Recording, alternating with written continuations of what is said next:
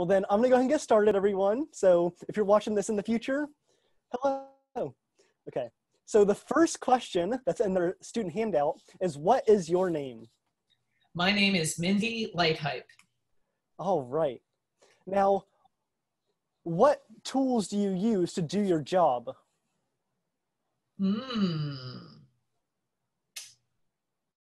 A pencil. Okay. A microscope. All right. A A camera, right? I think you use a camera. camera. Sometimes my bicycle. A bicycle, okay. Sometimes. All right. Sometimes a net. Mm-hmm. All right. Well, what got you into science to begin with? What was your first inspiration? As a little kid, I liked to collect things that I found in nature. Oh, okay. Okay. I was the same way. I have a collection of things that I found outside, so it's pretty similar. Yeah. What are some places that your job has taken you? Costa Rica, the Galapagos Islands. Ooh, my favorite place in the world. Yeah. Pennsylvania, New York. Let me see. Belize. Belize, okay. Guatemala. Florida. Yeah. Didn't you go to school in New York as well? Yes, I did.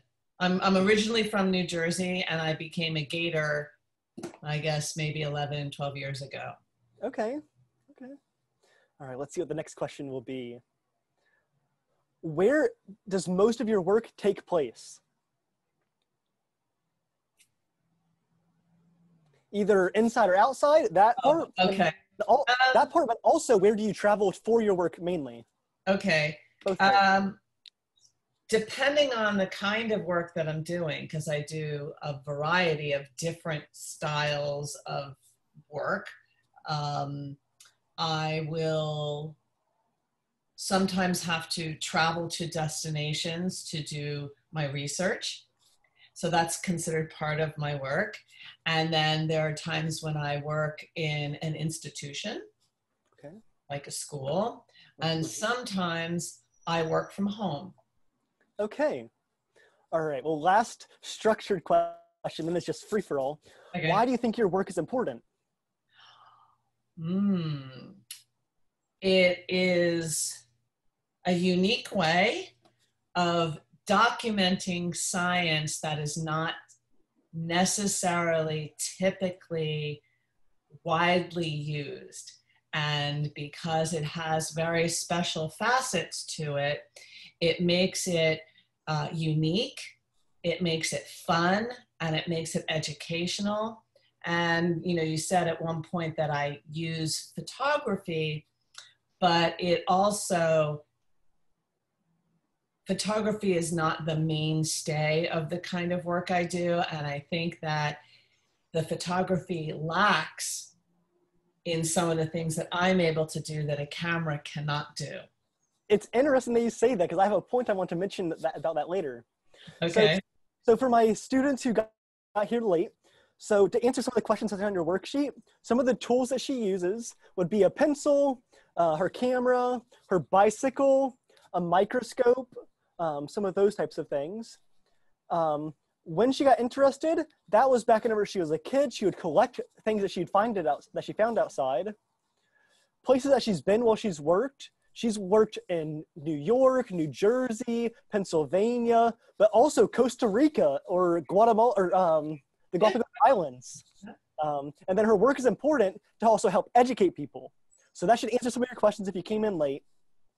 So I want to give them maybe 30 more seconds or so to figure out to figure out what you study or how you study.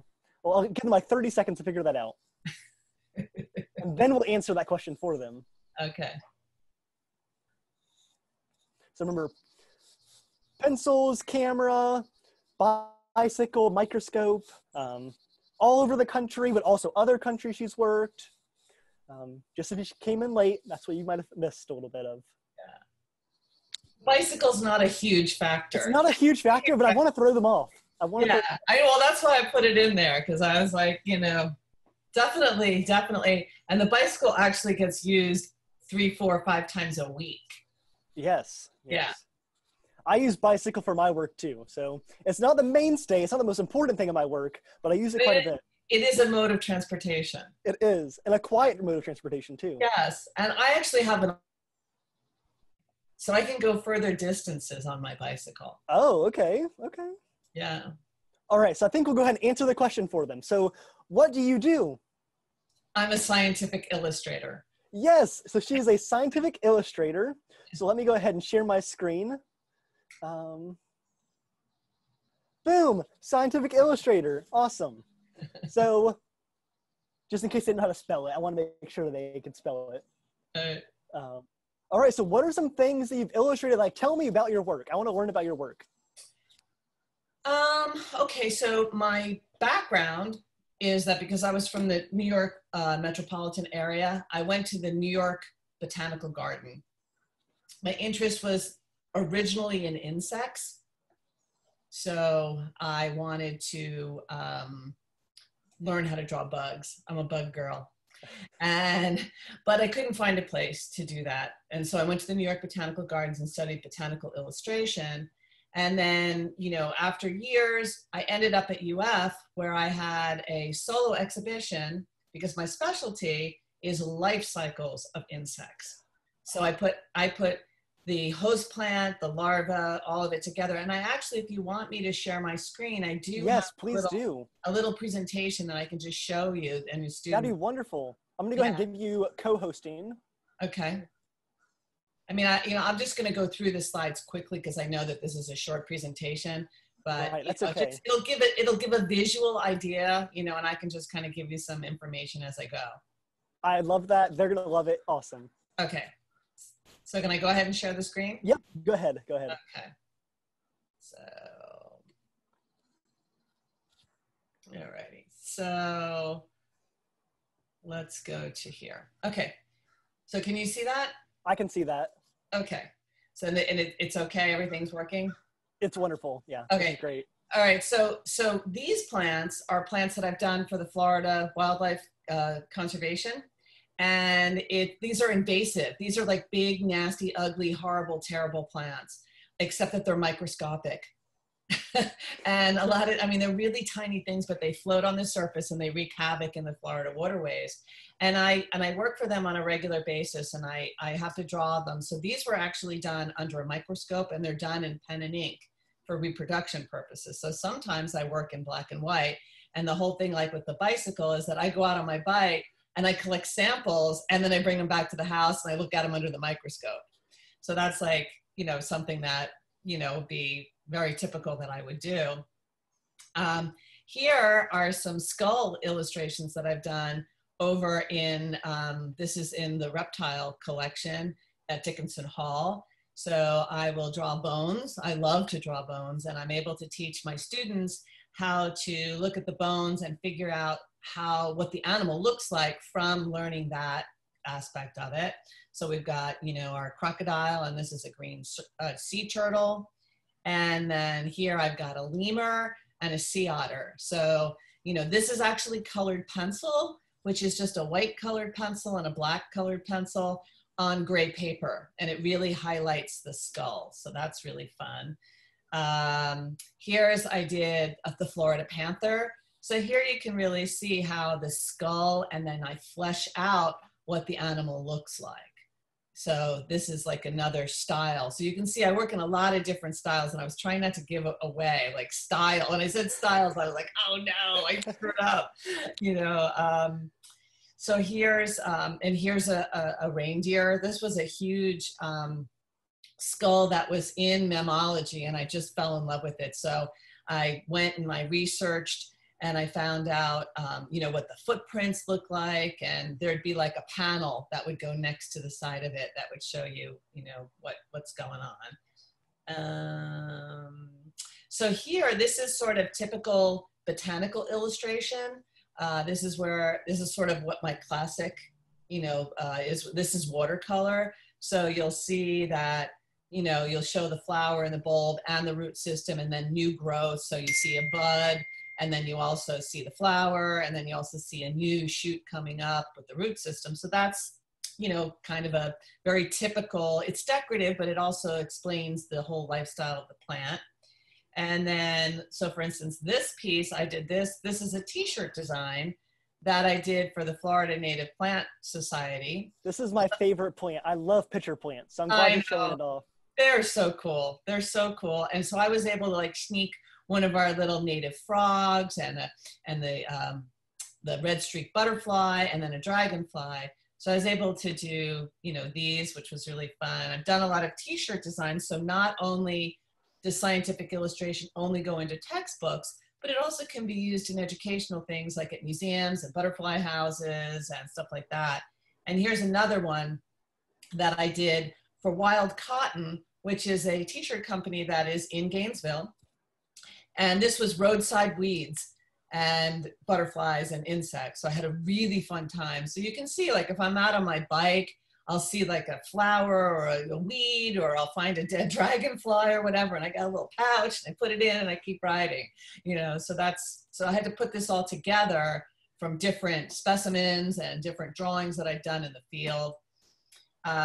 Sometimes I work commercially. So this is a wreath I did in Photoshop for Christmas. So I did these 2 drawings, and then I made layers and layers and layers and made a Christmas wreath. So again, like scientific illustration, like they're accurate specimens, but then I turn them into something else. So that's kind of fun. Let me see. So here's some of the life cycles that I've done from plants that I grow in my yard. So I have a really big butterfly exhibit where in my yard where I grow. So this is a passion vine, and this is the Julia. And you can see, like, I'll go through the adult, I go through the caterpillar, I go through the stage growth of the plant. So it's like, you'll see like the beginning bud, a bigger bud, open flower, then the fruit, and then the chrysalis until it opens up. And even down here, there's a magnification of the egg that shows that they lay their egg on the tendril for it to just look like it's a node. So it's pretty cool. So, I mean, I love what I do because it might take me 6 months to a year because I'm raising the caterpillars. And this is something that I think scientific illustrators have over photography. This doesn't happen all at once. You don't go out in your yard and see this all at one time. You see it in different stages. And so I do research and sketching and growing, and then it all gets put together in a composition. And I did 32 of these that were at the Florida Museum of Natural History. And that's how I came to UF. I'm glad that you mentioned photography in all of this, because what I want to mention is that while photography can be crystal clear, there's things that you're still going to miss. Like, we're only getting one snapshot at this instant from this perspective, that it may take a long period of time to go and get all the different attributes of what you're looking at. Exactly. And so that's why, you know, a lot of times people say, well, why can't you just take a picture? And the thing is that it's not happening all at one time. So, you know, you have to, and I'm fascinated by the research of it. You know, I was raised, you know, my whole career, I've been an artist and not a scientist. And so a lot of times I'll look at stuff and I'll be like, you know, whatchamacallit, and the thingy and the whatever, you know, because I have acute, you know, observation skills. And so I've learned so much that when I'm doing a project, I get super excited because I go outside and I find something, and then I want to find out more about it. And what is this? And how does it go? And, you know, it just gets super exciting. You know, here's another one of a plant. It's Aristolochia, which is another type of a carnivorous plant, but it's also the host plant for the polydamas butterfly. And again, like, I show all the little butterflies, you know, all the little caterpillars in different stages, how the chrysalis has like this. I learned, like, they have this little harness that goes around them and they kind of lean back and it looks like, you know, a thorn on a bush. I mean, just so fascinating that I just get so excited about doing these. And then the seed pod opens up and then it bursts and all the seeds fall down, you know, so it's just so much fun to do. And then I also did a series of butterflies underneath the microscope. So when this is the blue morpho butterfly, which is really famous for its iridescence, and I get underneath the microscope, and this is the underside of the butterfly. And I did this in graphite so that you could see all of the really cool patterning that's on the underside. And I don't know, I mean, I did tons of these. I did tons of these. These were so much fun. Here's another one. This is a day flying moth. And you can see the name Lepidoptera means scaled wing. And all of these have different scales on their patterning. So looking at them under the microscope is really fascinating. And I worked at the McGuire Center, so I spread butterflies just for fun. I was like, wow, this is really cool. I wrote a book called Mother Monarch, which is about the symbiotic relationship of milkweed to the caterpillar. And this is just a couple of pages from it. So as you can see, my style of work changes, you know, depending on who my client is. And that keeps me really happy because I love working in different mediums. Here we have some flying foxes that are from the Luby Bat Conservancy, which is— I worked there. Did you? I did. I did. You know, I did two more. And is it Sienna? What's the one that's the only one I did her also. Mm-hmm. There were 4 of them and they were just so cool. I had so much fun. They let me go inside the cages and it was like an upside down cocktail party. They're like stealing grapes from each other. I mean, it was just so much fun. I loved them. They were like people. They were so cool. You know, and then here we've got this is a gaudy leaf frog from Costa Rica. So lots of fun, you know, documenting different species. One of my favorites is the red-eyed tree frog. So he's kind of my mascot and my logo. And I use him and I keep drawing him because they're just so much fun. I also do work for rescue places. So this is a place in Costa Rica, which is called the Toucan Rescue Ranch.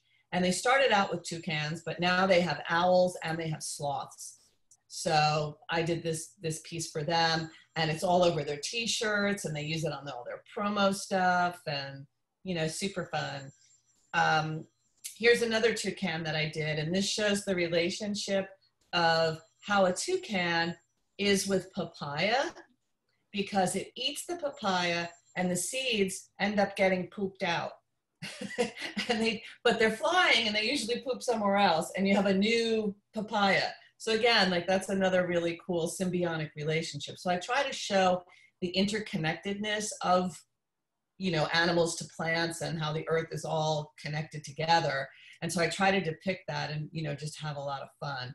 For my students, I hope you remember that because in a few weeks, we're going to talk about seeds. And birds are a big seed spreader. So remember that part. Yeah. And so like here's, you know, this is I do a lot of work like portraiture type work for rescues so that they can do promotional things to educate people. This is what is it? It's not an ocelot. It's the tiniest one. Sterville? No. Oh, an oncilla. Oncilla. It's an oncilla. So it's really tiny. It's like the size of a house cat. And this is taboo. And this is colored pencil. And then this is some more from the rescue center. This is a two-toed sloth and this is a spectacled owl. So, you know, I do a lot of stuff like that. And then also here we have Florida sandhill cranes. I love the sandhill crane. And so here I'm showing how the sandhill crane preens its feathers. You know, they're very, very meticulous about it. So sometimes I go out on my bicycle and I just find somebody hanging out and I observe them, you know, and it's just fun to watch it. Here's another Florida bird. This is the scrub jay. And this is a really important bird because it doesn't occur anywhere else in the world except here in Florida. So and it's endangered. It's not endangered, but I think it's on the critical list. Threatened, yeah. And they're so smart. They're like incredibly smart and they're super curious. And I wanted to show that their relationship is within the scrub oak. They collect their little acorns and they plant them all over. So they're really instrumental in keeping their own environment safe and protected. And a lot of times there'll be fires, and it seems like that could be a horrible thing, like, oh my gosh, there's a fire. But the fire actually rejuvenates the area, and then the little acorns that they planted come up. And the reason why they're called scrub jays is because they really need to keep the scrub oaks low. If they get too high, they leave and go someplace else. They're very family oriented. So if you see them, there'll be a whole family of them. There'll be a scout, and then they'll come and check you out. So it's really, really fun.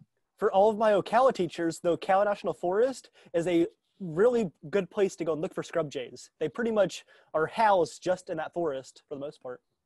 Yeah. And then, my final thing is there I am with the scrub jays. I was hoping you were going to show that picture. I love that photo. So there I am out, and there they are. I mean, and they like blue. I mean, I was with some friends, and I had those blue sunglasses on, and they just were so curious about the sunglasses. And my friend they didn't jump, they didn't land on her. And she was like, they didn't land on me. So I took my glasses off and I gave them to her, and she put them on top of her head. Boom, flew right over. So if you do go, and the thing is that you don't feed them, absolutely don't feed them. And you don't have to worry, that they will come to you. You don't have to go find them. They will come to you, and, don't feed them, and just be real respectful. And then after they've checked you out, they take off. They're just like, oh, it's a human.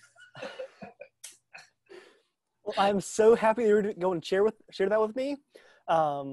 I'm going to go and look at chat, and if any of my teachers want to go and write in chat a question, or if they want to unmute themselves and ask a question, I think we'd both love to answer some questions. Okay, I'm going to stop share. I'm just awesome. Okay. Awesome, thank you. So yes, East Marion is in the Ocala National Forest, so you very well might find some scrub jays at your schoolyard one day. All right. Does anyone else have any questions? If not, then I'll introduce my activity.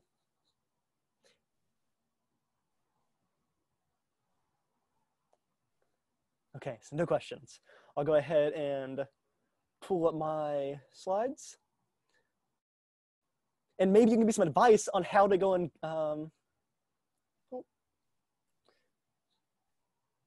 please share. Thank you. There we go. Sharing? I was? Okay, cool. Yeah, you were. Okay.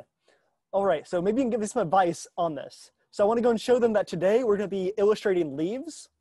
So I want to show that leaves can come in a variety of different forms, that it's not just, you're not just stuck with some basic oak leaf, but there's plenty of different leaves out in the world. So the way I want you to start this out is probably going to be to put your leaf, I want you to go outside, collect a leaf. So if you go outside for a little bit, cool. But I want you to collect a leaf, and I want you to put it in your paper and put dots all around the outside of that leaf. That way you get the shape of the leaf, and then you can put your leaf off to the side for reference. Then you can put your main stem, so that center rib of the leaf. So let me get my leaf out. I have a leaf that I want to go and draw later tonight. So let me grab my leaf. So the leaf I want to draw, I keep in a little notebook. There you go. Let me turn off my background so you can actually see me. So I keep a notebook where I put all of my notes. So if I go out in the woods someday, I write down my notes of what I saw. But I have a leaf that I want to draw, and it's this leaf right here. So this is a tulip poplar.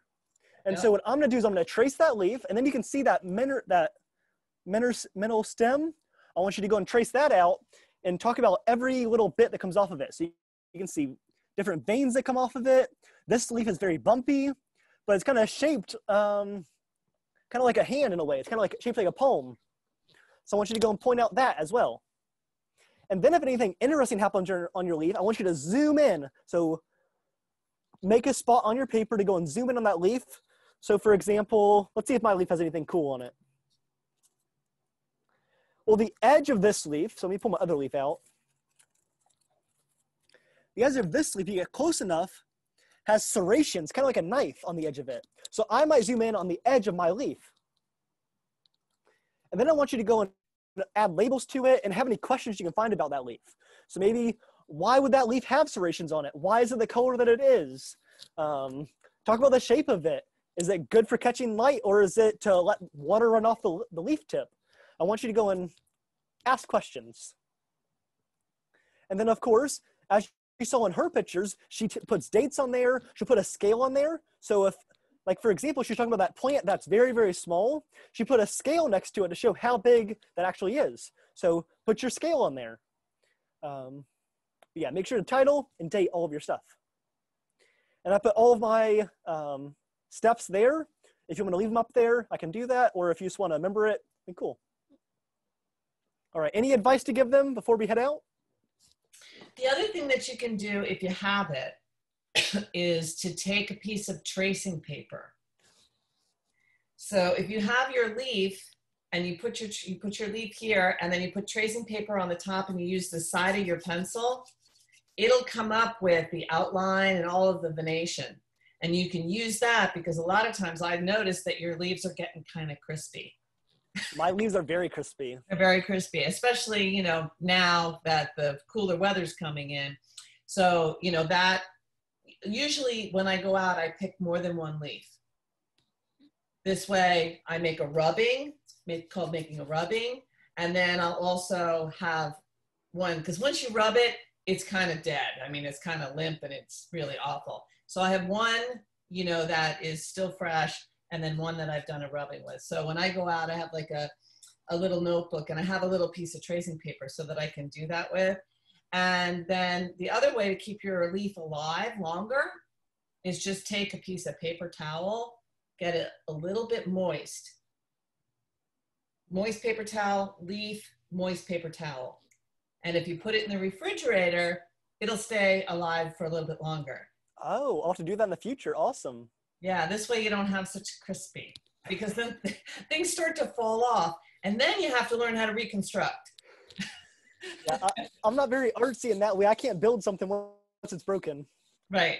So that's a way of preserving it. It's a way of, you know, you can actually like make them last longer, but also if you have a rubbing, if I had known that you were going to do leaves, I would have had a little preparation. I don't think I can like pull it out because I actually have a leaf journal. Oh.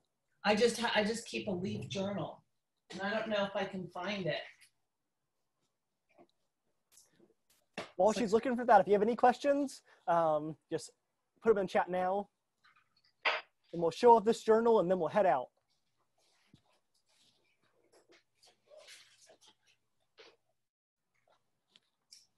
So here's my journal, and see, I have in the journal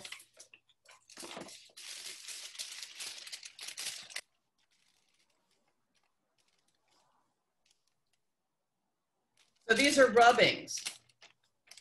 So I just do the rubbing, and then I like to document them. So as you can see, she has all of her notes on there as well.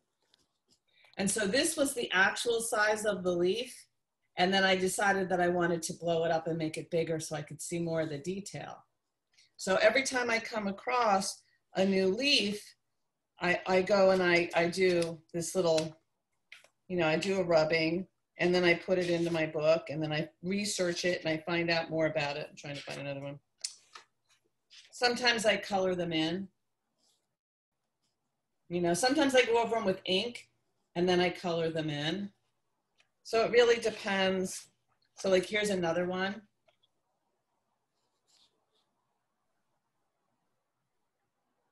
And this one's only for leaves. That's very, very neat. Yeah, so you know, that's the other thing. If you have students that are interested in creating journals, you can do it theme oriented, you know, and then they can keep doing it. There was a program at UF which was called Plant Camp. I don't know if you were aware of Plant Camp. I'm not aware of that, no.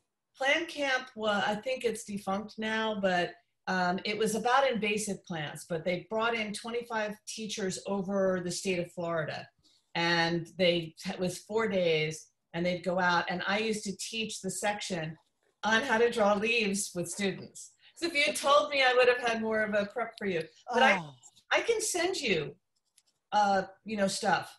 That'd be amazing. That might Thank help you. because there's also these really cool things that UF made where there's all these questions on the back, and there's like a little thing that you can draw your leaf in, and it was a freebie. So I use that all the time with my students, and I'll send it to you, and this way you can distribute it to your people. Thank you. Awesome. Yeah. So the reason I want to bring you on is because I have a strong science background, but maybe some students don't have a strong science background. They don't care about science as much, but they care about art, or they're really good at art.